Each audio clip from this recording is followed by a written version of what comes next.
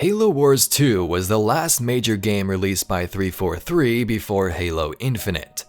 Releasing in 2017, this RTS would explore the story of the Spirit of Fire and its crew after the events of 2009's Halo Wars. In the game, we would regroup with Captain Cutter, Anders, and the crew to battle a new alien faction in the Banished and figure out why they're so interested in Installation 00, or the Ark. In this video, we're going to discuss the current whereabouts and absence of Red Team and the crew from the Spirit of Fire in Halo Infinite, and if their stories may possibly make their way into the game sometime in the future.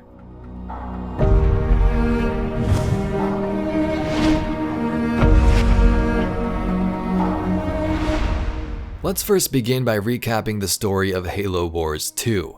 Why was this crew so important, and what happened to them in the first place? So before we get into this, we don't have much updated info on these characters. This video is going to explain the Halo Wars 2 story, why it was so important, and where pivotal characters like Red Team, Anders, and the Spirit of Fire are. Halo Wars released a very long time ago and ended with a ship called the Spirit of Fire drifting into space as it had no FTL drive. Basically, they were stuck. So the crew, knowing this, would go into their cryopods and hopefully wait for someone to find them in the future.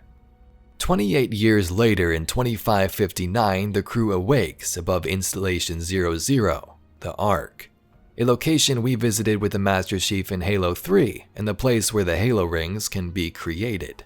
The crew were alerted by AI Serena that something had gone wrong.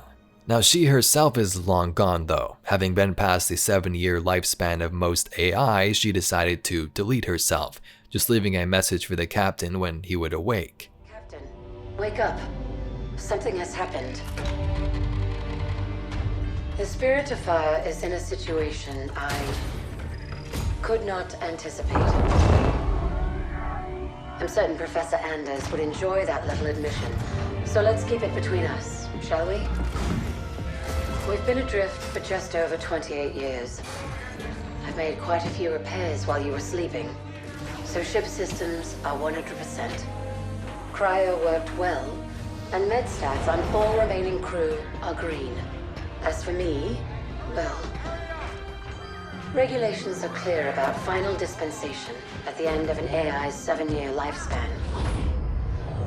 I took care of my own arrangements rather than wake you.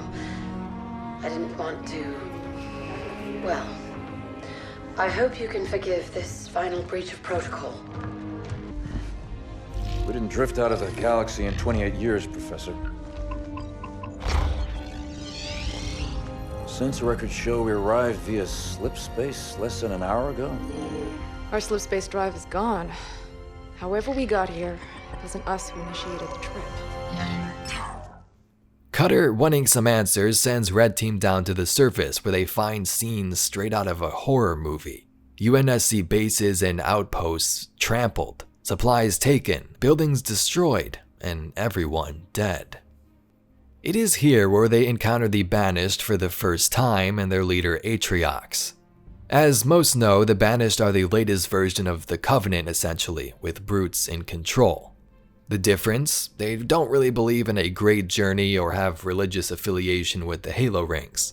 They simply just have a goal of conquering everything they can, steal supplies, and build bases to make themselves stronger.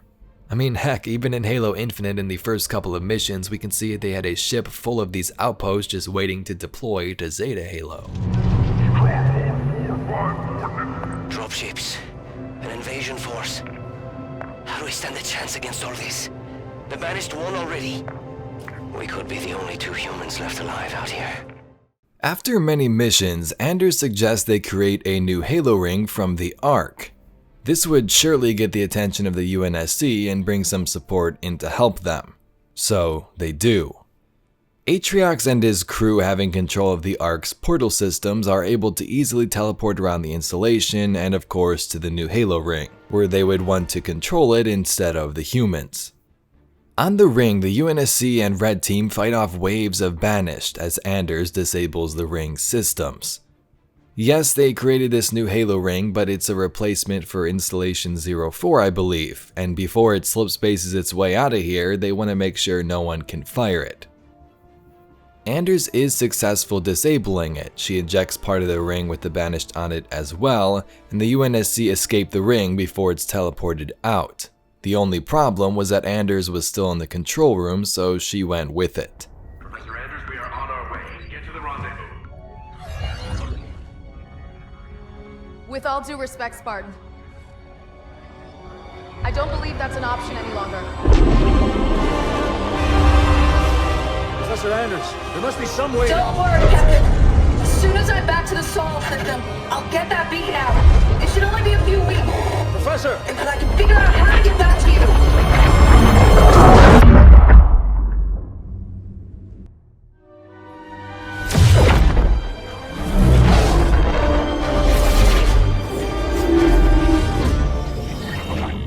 What's happening? Why did we drop out of slip space?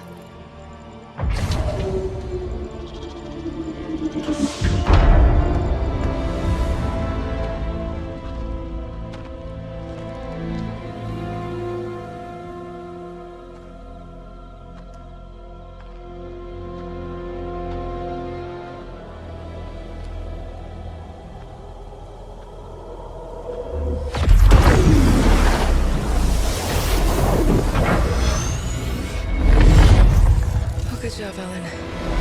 We may have been safer on the Ark.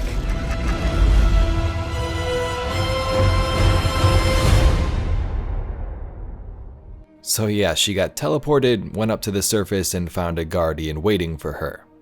This is where we are up to Halo Infinite's story with our current knowledge. The Spirit of Fire is still stuck on the Ark, Anders was stranded on this Halo ring, and Red Team did make it back to the Spirit of Fire before the ring teleported away.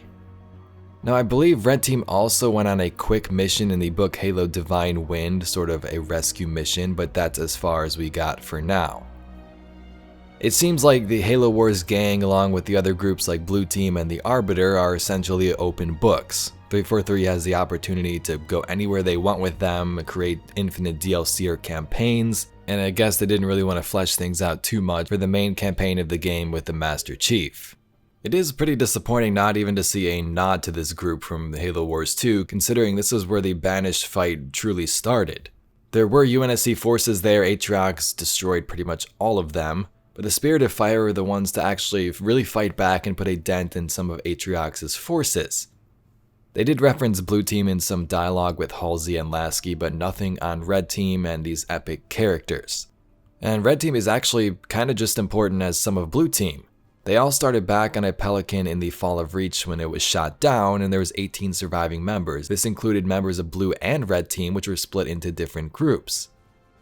Thanks to this Reddit user whose name I probably will mess up, the Halo Infinite art book contains this image, which appears to be Mark IV variants, the same armor used by Red Team, both in Halo Wars 1 and 2.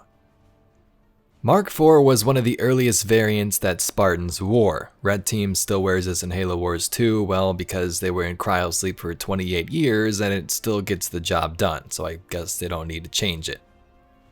So the point is that 343 was planning concepts for this armor for Halo Infinite. Maybe a season will reference Halo Wars like we have Season 1 here for the Heroes of Reach, so perhaps we'll see that sometime in the future.